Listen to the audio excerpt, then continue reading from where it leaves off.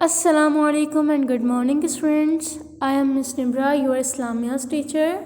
Welcome to our online classes dear students. Class 1 Subject Islamiyat. आज हम करेंगे इस्लामियत की किताब का काम, किताब की रीडिंग आसमानी किताबें, सफ़ा नंबर 25 और 26। सबसे पहले हम इस्लामियत की किताब को ओपन करेंगे और मैंने अभी क्या सफ़ा बताया आपको, सफ़ा नंबर 25 और 26। सफ़ा नंबर 25 के ऊपर है हमारी आसमानी किताबें। अल्लाह ताला ने इंसान को पैदा किया और उसको ज़मीन पर भेजा ताकि वो अल्लाह के बताए हुए तरीके के मुताबिक ज़िंदगी गुजारे। लेकिन जब भी लोग नेकी के रास्ते से भटके तो अल्लाह ने इन्हीं लोगों में से अपने ख़ास बंदों को नबी बनाया ताकि वो लोगों तक अल्लाह का पैगाम पहुँचाएँ और उन्हें सीधा रास्ता दिखाएँ, अपनी कौम के लोगों को नेकी की तरफ बुलाएँ और गुनाहों से रोकें। अल्लाह के ख़ास बंदे पैगंबर, नबी और रसूल कहलाते हैं। अल्लाह ताला अपने अहकामात वही की शक्ल में पैगंबरों तक पहुंचाता था जो तमाम फरिश्तों के सरदार हज़रत जिब्राइल अलैहिस्सलाम और इन अंबिया कराम को आकर बताते थे।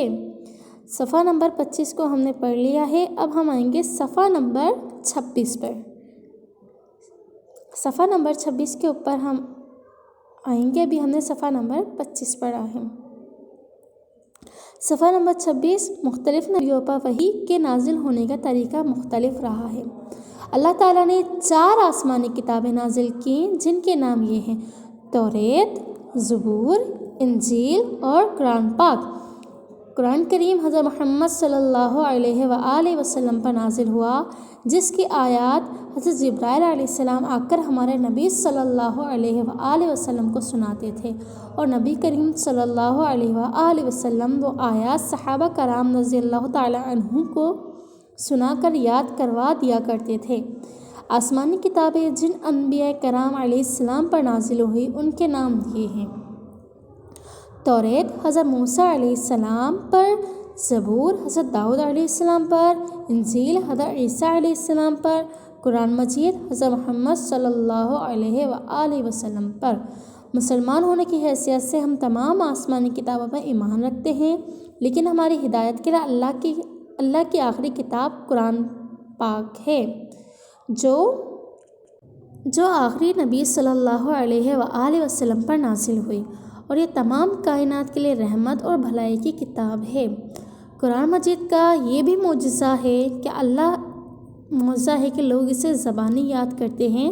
ज़बानी याद करने को हिफ्ज़ करना कहते हैं। ये दुनिया की वाहिद किताब है जिसे सबसे ज़्यादा लोग हिफ्ज़ करते हैं।